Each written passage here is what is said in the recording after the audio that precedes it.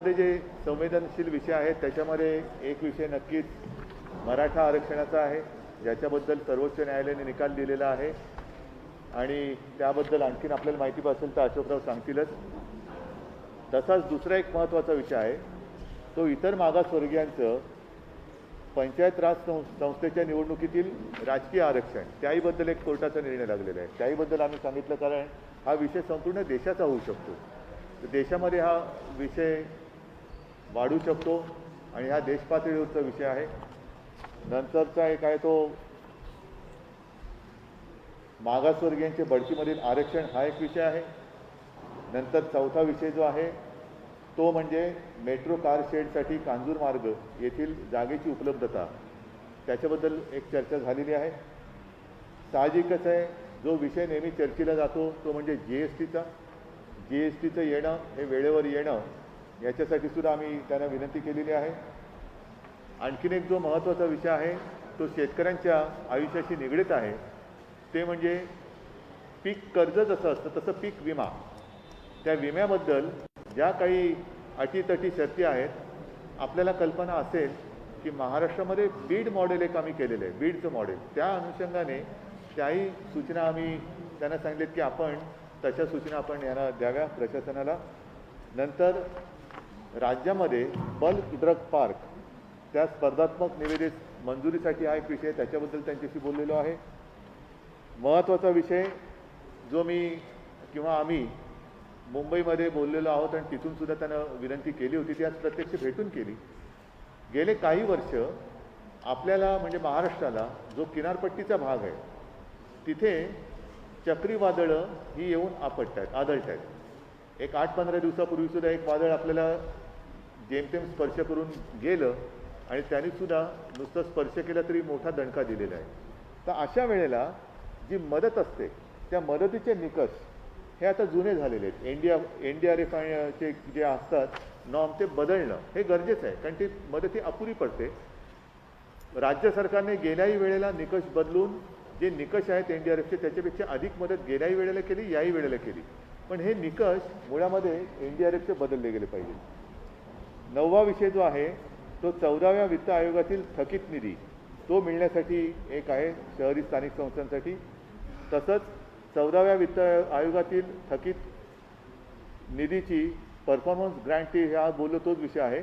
आणि आणखीन एक महत्त्वाचा विषय जो प्रत्येकाचे एक दिवस असतात, पर्यावरण दिन असतो, आणखीन काही दिन असतो, तसं आपल्याला सर्वांना कल्पना आहे की एक मराठी भाषा दिन असतो.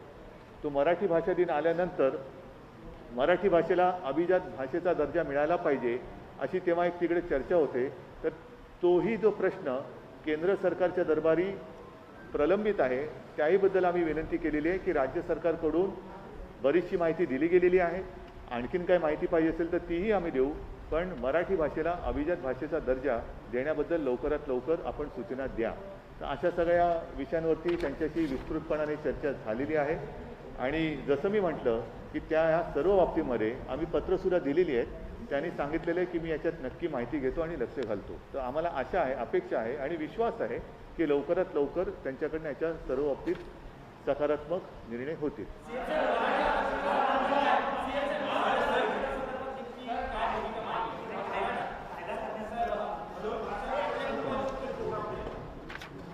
सन्मान्य मुख्यमंत्रीजी, सन्मान्य उपमुख्यमंत्रीजी, मुख्य सचिव, सन्मान्य खासदार, मीडियाचे, इलेक्ट्रॉनिक आणि प्रिंट मीडियाचे सर्व सन्मान्य प्रतिनिधी, मुख्यमंत्र्यांनी विषद केल्याप्रमाणे महाराष्ट्राच्या अनेक महत्त्वाच्या विषयावर या ठिकाणी मुख्यमंत्र्यांनी आम्ही सन्मान्य प्रधानमंत्र्यांची चर्चा केली.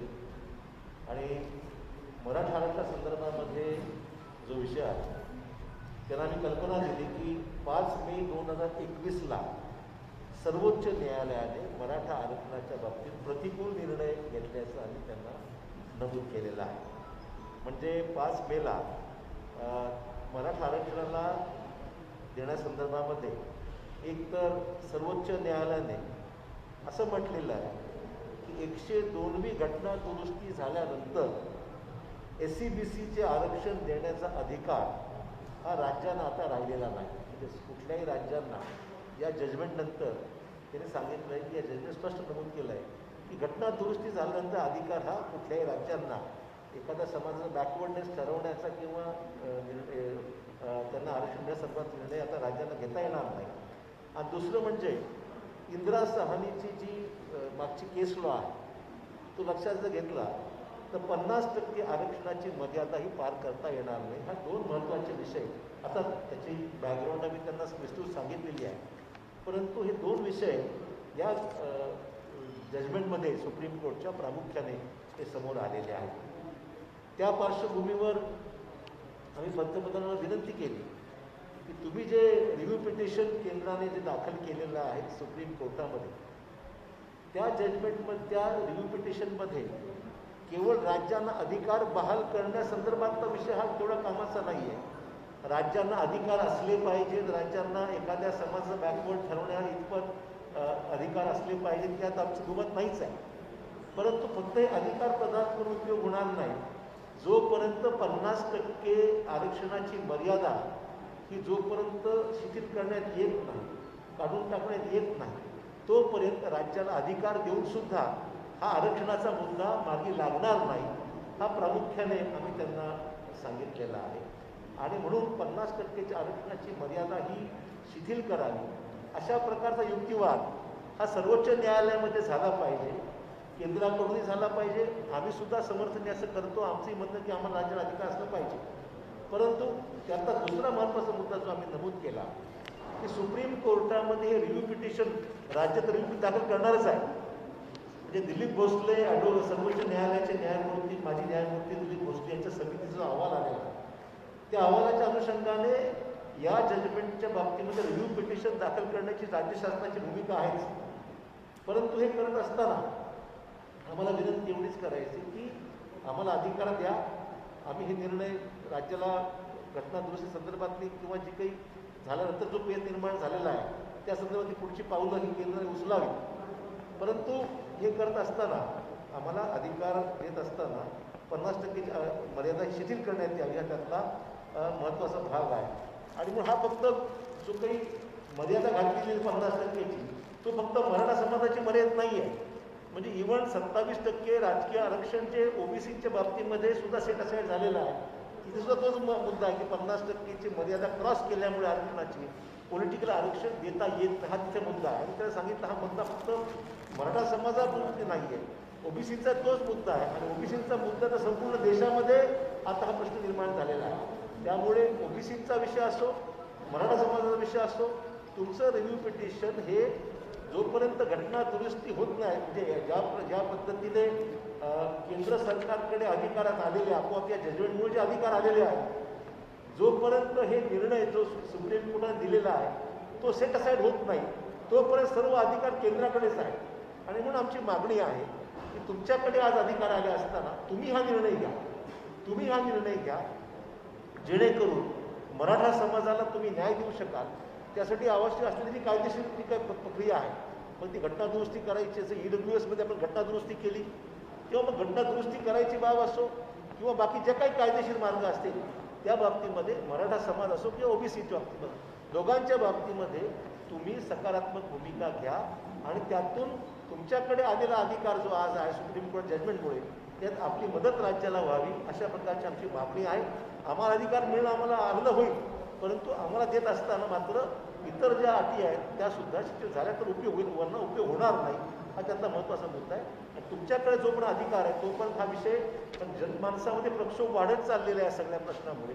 आणि त्यामुळे हा प्रक्षोभ वाढू नये या दृष्टिकोनातून समाजाला न्याय दिला पाहिजे. मराठा आरक्षणाच्या बाबतीमध्ये महाविकास आघाडीने सकारात्मक भूमिका पावलं उचललेली आहेत. आम्ही सर्वांनी मिळून सभागृहामध्ये बिनशर्त पाठिंबा या मुद्द्याला आम्ही दिलेलाच आहे. या पार्श्वभूमीवर केंद्र सरकारने सकारात्मक भूमिका घ्यावी, हा प्रश्न मार्गी लावावा अशा प्रकारची विनंती आम्ही केंद्राने, जोपर्यंत त्यांच्याकडे अधिकार आहेत सुप्रीम कोर्ट निर्णयामुळे तोपर्यंत आपण हा निर्णय घ्यावा. या दिवशी अधिकार आमच्याकडे आम्ही पुढची प्रक्रिया पार पाडू.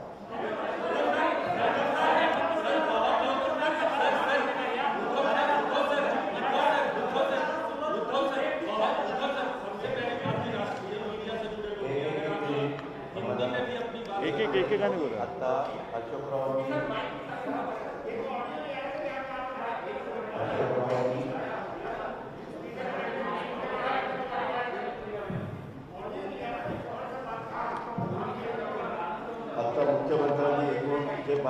जे सांगितले ते आम्ही मुख्यमंत्र्यांच्या नेतृत्वाखाली प्राईम मिनिस्टर साहेबांना भेटलो. त्यामध्ये 12 मुद्द्यामध्ये आम्हाला 11ला वेळ दिली होती. जवळपास 12:30पर्यंत 1.5 तास त्या विषयाच्या संदर्भामध्ये चर्चा झाली. मराठा आरक्षणाच्या बद्दल आत्ताच थोडक्यामध्ये अशोकराव चव्हाण साहेबांनी सांगितलं. दुसरा मुद्दा होता तो ओबीसींना, इतर मागासवर्गीयांना पंचायत राज्य संस्थेतील निवडणुकीतलं राजकीय आरक्षण होतं ते काढून टाकलं गेलं, त्याला स्थगिती दिली स्थानिक स्वराज्य संस्थांमधल्या. त्याच्यामुळं ग्रामपंचायत, पंचायत समिती, जिल्हा परिषद, नगरपालिका, महानगरपालिका ह्याच्यामध्ये 56,000 जागांच्यावर ह्याचा परिणाम झालेला आहे. आम्ही पंतप्रधानांना सांगितलं की भारत सरकारने 2011मध्ये ACCC केलं आहे, त्याची माहिती राज्य सरकारला मिळाली तर त्या आरक्षणाचा अभ्यास करून अहवाल करता येईल. आणि ह्याच्यामध्ये निकालपत्रात SC, ST, OBC यांच्या एकत्रित आरक्षणाची मर्यादा 50% निश्चित केलेली आहे. त्यामुळे SC, ST बहुल जिल्ह्यामध्ये OBC प्रवर्गाला 27%पेक्षा कमी किंवा एखाद्या परिस्थितीत आरक्षणच मिळणार नाही. तर SC, ST, OBC यांच्या एकत्रित आरक्षणाची मर्यादित 50%ची तरतूद शिथिल करण्याच्या बद्दलची मागणी मुख्यमंत्री महोदयांनी आज तिथं केली. आणि SC, ST यांचं आरक्षण घटनात्मक कॉन्स्टिट्यूशनल आहे, तर OBCचं आरक्षण वैधानिक आहे. त्यामुळं आपणास विनंती आहे की SC, ST आणि OBC आरक्षण कॉन्स्टिट्यूशनल करण्यासाठी घटनेमध्ये दुरुस्त करावी आणि हा प्रश्न कायमस्वरूपी सोडवण्यासाठी 2021च्या जनगणनेमध्ये देखील OBCची जनगणना करावी. हा एक महत्त्वाचा मुद्दा त्याच्यामध्ये होता. मागासवर्गीय पदोन्नतीच्या आरक्षणाच्या बद्दल सुप्रीम कोर्टाने आणि मुंबई हायकोर्टाने त्याच्याबद्दल आत्ता तिथं मॅटर चालू आहे, त्यांनी काही निकाल दिलेले आहेत. त्याच्यामुळं हा प्रश्न फक्त महाराष्ट्राचा नाही तर इतर अनेक राज्यांचा आहे. यासाठी संपूर्ण देशासाठी एकसारखं सर्वकष धोरण अवलंबण्यात यावं. या संदर्भात प्रलंबित याचिका लवकरात लवकर निकाली निघण्यासाठी केंद्र शासनाने सर्वोच्च न्यायालयाला विनंती करावी. मेट्रो कार शेडच्या संदर्भात आत्ताच मुख्यमंत्री महोदयांनी सांगितलं, राज्यांना GST काउन्सिलमध्ये पण अनेकदा आम्ही हा मुद्दा उपस्थित केला. मुख्यमंत्री महोदयांनी पत्र व्यवहार पण केलेला आहे. तरी देखील महाराष्ट्राला 24,306 कोटी रुपये GST भरपाईपोटी मिळणे बाकी आहे. ते कोविडचं अभूतपूर्व संकट संपूर्ण देशावर आहे, सगळ्या राज्यांच्यावर आर्थिक दिलासा देण्याकरता हे पैसे जर लवकरात लवकर मिळाले तर त्याचा निश्चितपणे सर्व राज्यांना उपयोग होणार आहे. महाराष्ट्राची रक्कम 24,306 कोटी आहे. पीक विम्याच्याबद्दल सातत्याने बीड मॉडेल आपल्या राज्यामध्ये जे गेल्या वर्षी राबवलं गेलं ते खूप लोकप्रिय झालं आणि मुख्यमंत्र्यांनी, आमच्या कृषी मंत्र्यांनी सगळ्यांनी मागणी केलेली की बीड मॉडेल फक्त बीडपुरतं मर्यादित न ठेवता ते सगळ्या राज्यातल्या सर्व जिल्ह्यांना लागू करावं. आणि आत्ता फक्त केंद्र सरकारने ते बीडपुरतं लागू केलेलं आहे. तर तो प्रस्ताव आम्ही कृषी मंत्रालयामध्ये दिलेला आहे. तर त्याच्यामध्ये हे मॉडेल जर आपण केलं तर त्याचा खूप चांगल्या प्रकारचा परिणाम होणार आहे. शेतकरी पण समाधानी होणार आहे. बल्क ड्रग पार्क स्पर्धात्मक निविदेच्यासाठी आपण दिघी बंदराजवळ MIDCनं 250 एकर जागा निश्चित करून ठेवलेली आहे. ते बल्क ड्रग पार्क लवकरात लवकर महाराष्ट्रासाठी मंजूर करावं. 1,000 कोटी रुपयाचं अर्थसहाय्य देखील त्याकरता द्यावं. हा पार्क सुरू झाला तर औषध निर्मितीस मोठं प्रोत्साहन मिळणार आहे. आणि राज्य सरकारने हे बल्क ड्रग पार्कसाठी काही प्रोत्साहन देखील जाहीर केलेली आहेत. त्याच्यात केंद्राची पण सहकार्य जर राहिलं तर आणखीन ते चांगलं होईल. नैसर्गिक आपत्ती जे NDRF आणि SDRF ह्या जे निकष 2015 साली केले, त्याच्यानंतर महाराष्ट्रात नैसर्गिक चक्रीवादळ आलं, निसर्ग चक्रीवादळ आलं, दुसरं तोक्ते चक्रीवादळ आलं. त्यामध्ये मुख्यमंत्र्यांनी NDRF आणि SDRFच्या पेक्षा 3.5 पट जास्त शेतकऱ्यांना देण्याचा निर्णय घेतला आणि गव्हर्नमेंट ऑफ इंडियाचे नाव बाजूला ठेवून अधिकची रक्कम महाराष्ट्र सरकारने त्याच्यामध्ये घातली. तर मुख्यमंत्र्यांनी आज त्यांना सांगितलं की 2015चे नॉर्म्स आता आपण 2021मध्ये आहोत, तर ते आता तुम्ही बदला. ते बदलण्याची नितांत गरज आहे आणि केंद्राने याचा विचार करून त्याच्यामध्ये मार्ग काढावा. तसंच गेल्या 5 वर्षामध्ये महाराष्ट्रामध्ये 4 वेळेला चक्रीवादळं आली आणि चक्रीवादळं वारंवार येत असल्यामुळं सिंधुदुर्ग, रत्नागिरी, रायगड, ठाणे, पालघर, मुंबई हा जो काही समुद्रकिनारा आहे, ह्या समुद्रकिनाऱ्याला काही गोष्टी अशा केल्या पाहिजेत की ज्या परमनंट झाल्या पाहिजेत. मुख्यमंत्र्यांनी त्याच्याबद्दलची बैठक घेतली आणि त्याच्यात अंडरग्राऊंड केबल, विद्युत वाहिनी ते टाकायला सांगितल्यात. स्थलांतरित नागरिकांना निवारे उभारणे, पक्के निवारे उभारायचे, किनारा संरक्षण भिंत बांधणे, या पायाभूत सुविधा द्यायची गरज आहे. त्याला 5,000 कोटी रुपये लागतात. आमचं म्हणणं की प्रत्येक वेळेस NDRF, SDRFचे पैसे आणि काही राज्य सरकारचे पैसे हे कायमचं दुखणं दूर करण्याच्या करता गेले अनेक वर्षाचा अनुभव लक्षात घेऊन काय केलं पाहिजे त्याचा अतिशय चांगल्या प्रकारचा आराखडा आम्ही तयार केलेला आहे आणि तशा प्रकारच्या सूचना पण केंद्राकडनं आलेल्या होत्या. तर त्याला 5,000 कोटी रुपयाची मदत ही द्यावी. तसंच 14व्या वित्त आयोगातील थकीत निधी मिळण्याच्या करता जो शहरी भागाकरता असतो त्याच्यामध्ये 2018-19 आणि 19-20 परफॉर्मन्स ग्रँट कामगिरी अनुदान त्याला म्हणतात, त्याच्याबद्दलचं संपूर्ण महाराष्ट्राला 14व्या वित्त आयोगातील थकीत निधी शहरी स्थानिकच्या करताचा आहे. तो 1,444 कोटी 84 लाख रुपये अनुदान तातडीनं मंजूर करावं. आपण तशा वित्त मंत्रालयाला सूचना द्याव्या असं मुख्यमंत्री महोदयांनी आणि हे केंद्र शासनाच्या गृहनिर्माण आणि शहरी व्यवहार मंत्रालयाकडे सगळ्या प्रस्ताव आमचे आलेले आहेत. युटिलायझेशन सर्टिफिकेट पण आम्ही भारत सरकारकडे पाठवलेला आहे. तो एक मुद्दा होता. त्याच्यानंतर 14व्या वित्त आयोगातील थकीत निधी मिळण्याबाबत हे पंचायत राजचं, मागाशी सांगितलं ते शहराचं, हे ग्रामीणचं, याच्याकरता केंद्रीय ग्रामविकास मंत्रालयाने महाराष्ट्रास 2016-17ला 294 कोटी 84 लाख द्यायची शिफारस केली. असं 17-18ची 333 कोटी 66 लाख, 2018-19 378 कोटी 91 लाख, 2019-20 साठी 496 कोटी 15 लाख हे अद्याप वित्त विभागाकडे प्रलंबित आहे. आम्ही विनंती मुख्यमंत्र्यांनी महाराष्ट्राच्या वतीनं केली की 1,208 कोटी 72 लाख रुपये थकीत निधी तातडीनं मंजूर करावा आणि तशा प्रकारच्या सूचना प्राईम मिनिस्टर साहेबांनी वित्त विभागाला द्याव्या भारत सरकारच्या. आणि मराठी भाषेचा भाषेचा दर्जा देण्याच्या बाबत याच्यामध्ये बऱ्याचदा तशा पद्धतीनं सातत्याने विधिमंडळामध्ये मागणी येत होती आणि तशा प्रकारची मागणी आज मुख्यमंत्री महोदयांनी ही प्राईम मिनिस्टर साहेबांना त्या ठिकाणी केली आणि त्यांना सांगितलं की मराठी भाषेच्या करता आपण तातडीनं क्लासिकल लँग्वेज ह्याच्यामध्ये ह्याचा स्टेटस त्या ठिकाणी द्यावा. आणि तसंच 12वा विषय मुख्यमंत्र्यांनी त्यांना सांगितलं, राज्यपाल नियुक्त 12 जागा, रीतसर गव्हर्मेंट पूर्ण बहुमतात आहे.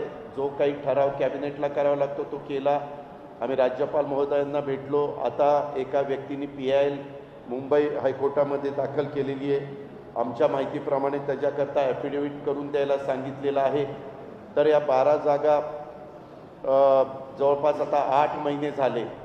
तर त्याच्याबद्दलच्या सूचना प्राईम मिनिस्टरनी साहेबांनी गव्हर्नर साहेबांना कराव्यात की बाबा हे रीतसर त्यांचा प्रस्ताव आहे, बहुमत आहे त्या सरकारला आणि कॅबिनेटनी ठराव केलेला आहे.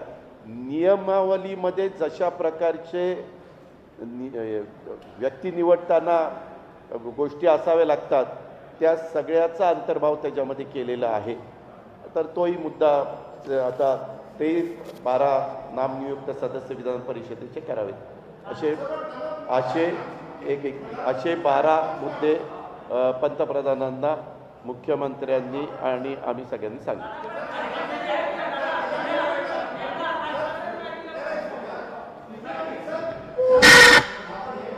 ह्याच्यामध्ये पंतप्रधानांनी मुख्यमंत्र्यांना आम्हाला मुख्यमंत्री बोलत होते, आम्ही तिथं होतो, त्यांना असं आश्वासन दिलं की हे सगळे मुद्दे मी तपासून घेतो आणि संबंधामध्ये जे काही त्याच्यामध्ये करण्याची गरज असेल ते करण्याच्याकरता मी निर्णय घेतो असं सांगितलं. चर्चा अशी अतिशय समाधानकारक झाली.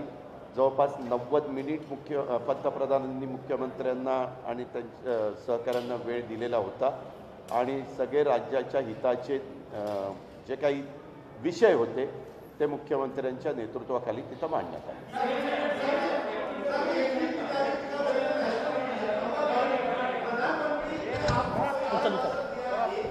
एक मिनिट मगाशी अशोकराव त्यावेळेला हे सगळं माझ्यासमोर होतं. सॉरी, मैं हमारे मीडिया के लोगों से दोबारा रिपीट इसलिए करता हूँ, शायद मेरे सामने माइक नहीं था उस वक्त. आज मराठा आरक्षणाच्या संदर्भामध्ये जे महत्त्वाचे मुद्दे आज पंतप्रधानांना सांगण्यात आले त्यामध्ये सर्वोच्च न्यायालयाने मराठा आरक्षणाच्या विरोधामध्ये निर्णय दिलेला आहे आणि म्हणून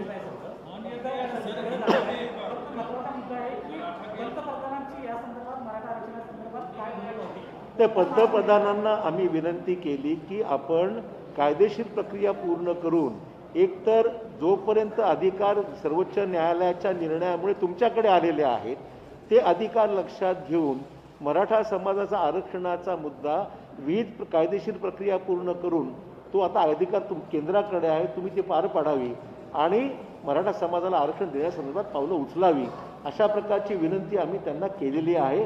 आणि त्याचबरोबर 50%च्या आरक्षणाची जी मर्यादा इंदिरा साहनी प्रकरणातून एक सिलिंग लिमिट घालण्यात आलेली आहे ती पण कायदेशीर प्रक्रिया पूर्ण करून ती लिमिट जर आपण रिलॅक्स केली तर मग दोन्ही प्रश्न मार्गी लागतील आणि आपली जी याचिका आपण दाखल केली, रिव्ह्यू पिटिशन दाखल केलेलं आहे तेही रिव्ह्यू पिटिशन जे आहे त्याच्या आमचा उलट आम्हाला आनंद आहे की ते राज्याला अधिकार मिळाले पाहिजेत, पण नुसत्या राज्याला अधिकारातून फायद्याचं नाही आहे की जोपर्यंत 50%ची जी मर्यादा आहे या लिमिटची आहे ती जोपर्यंत शिथिल होत नाही तोपर्यंत राज्याला नुसत्या अधिकारातून फायद्याचं नाही आहे असं आम्ही त्यांना विनंती केली. पंतप्रधानांनी याच्या बाबतीमध्ये मी निश्चित माहिती घेईन आणि पुढील कारवाई करीन अशा प्रकारे त्यांनी या ठिकाणी सूचित केलेलं आहे.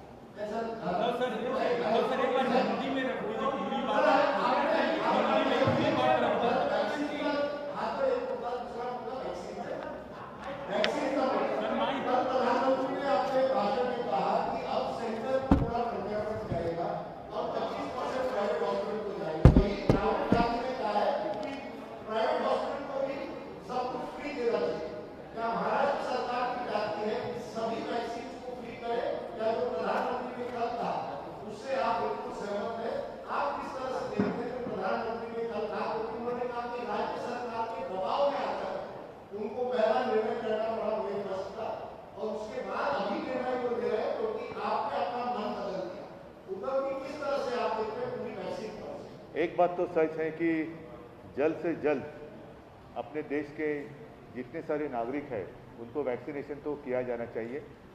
और बीच में जैसे आपने कहा 18 to 44 केंद्र सरकार ने ये जिम्मेदारी राज्यों के ऊपर सौंपी थी और हमने भी तैयारी की थी.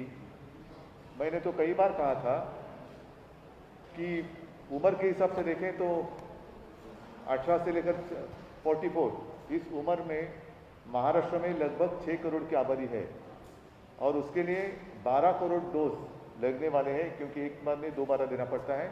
तो उसके लिए हमने पूंजी भी तैयार रखी है और जब भी वैक्सीनेशन हमने शुरुआत भी की थी लेकिन उसका जो सप्लाई है वो ठीक नहीं रहा, बीच में खंडित होते रहा और कल प्रधानमंत्री जी ने सारी जिम्मेदारी फिर से एक बार केंद्र के ऊपर ली है तो स्वाभाविक है हम उनको धन्यवाद देना चाहते हैं और अपेक्षा करते हैं कि बीच में जो सारी रुकावटें आ रही थी वो रुकावटें अब दूर हो जाएगी और जल्द से जल्द सिर्फ महाराष्ट्र ही नहीं अपना पूरा हिंदुस्तान और उसके नागरिक हैं उनको पूरा टीकाकरण हो जाएगा.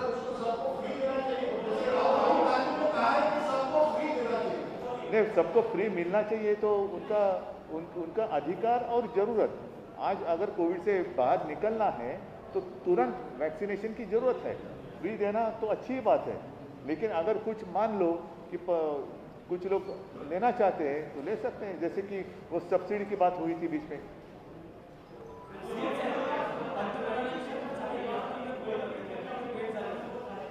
काय म्हणाले? आमची व्यक्तिगतच भेट झाली ना. नाही, एक महत्त्वाचा मुद्दा असा आहे की आम्ही तिघही समाधानी आहोत, कारण आजच्या आमच्या भेटीमध्ये कुठेही राजकीय अभिनिवेश नव्हता. अत्यंत शांतपणाने आणि समजूतदारपणाने जेवढे मुद्दे आम्ही मांडले ते त्यांनी शांतपणाने ऐकून घेतले. त्याच्यात आम्ही जसं आता अजितदादांनी सांगितलं, अशोकरावांनी सांगितलं, त्या विषयाबद्दल भूमिका नुसत्या मांडल्या नाही तर त्यांना पत्रसुद्धा दिलेली आहेत. आणि म्हणून मला विश्वास आहे की ज्या पद्धतीने त्यांनी आमचं ऐकून घेतलेलं आहे, समजून घेतलेलं आहे, ते ऐकून बघितल्यानंतर यामध्ये त्यांनी जसं सांगितलं की मी पूर्ण माहिती घेतो, लक्ष घालतो, तर आम्हाला नक्की विश्वास आहे की काही ना काहीतरी मार्ग निघेल.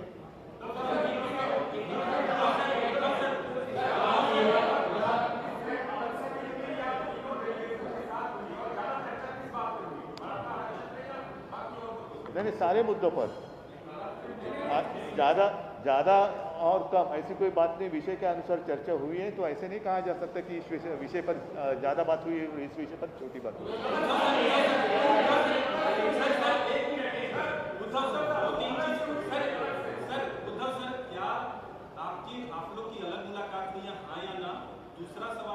हाँ या ना मतलब क्या, अदालत है कि क्या है? क्या हो? नहीं, हाँ या ना का मतलब क्या, अदालत में खड़ा थोड़ी हूँ. सुनो, ऐसा है कि ये बात कभी मैंने छुपाई नहीं और छुपाने की आवश्यकता नहीं. आज राजनीतिक रूप में देखें तो हम उनके साथ नहीं है, लेकिन इसका मतलब ये नहीं कि हमारा रिश्ता टूट गया है. मैंने कल भी बात कही थी, मेरे एक साक्षात्कार में शायद लोकसत्ता ने लिया था तब. तो इसमें कोई गलत बात नहीं है कि मैं अगर मिलूँ, मैं कोई नवाज शरीफ से नहीं मिलने गया था, तो ऐसे अगर उनको कुछ मिले, मैं एक व्यक्तिगत रूप में मिलूँ, अगर मैं मिल भी लूँ, आज भी अभी मेरे साथी हैं उनको कहूँगा कि मुझे दोबारा जाकर मिलना है, तो गलत बात क्या है उसमें?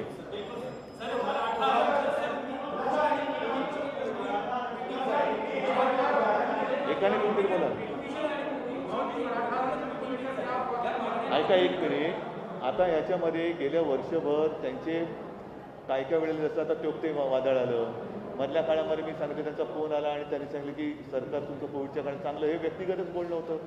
तसं आज सुद्धा आमची एक थोडा वेळ व्यक्तिगत भेट झाली, कसं काय चाललं आहे. मी त्यांना सांगितलं की या सगळ्या माझ्या सहकाऱ्यांच्या सोबत मी आलेलो आहे आणि राज्याचे प्रश्न आहेत. नाही, आता युती का तुटले 1.5 वर्षानंतर काय सांगायचं? ठीक आहे.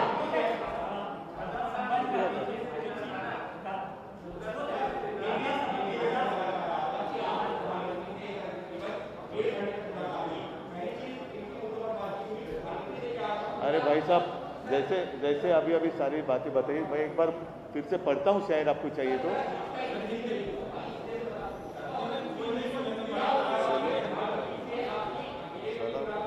ठीक है, एक मिनट, मैं आपके लिए ठीक आहे. मला वाटतं आपण रिपीट करतो. धन्यवाद. चला गाडी सुद्धा. चला, आभारी आहे. आपण गोलगोल करतो.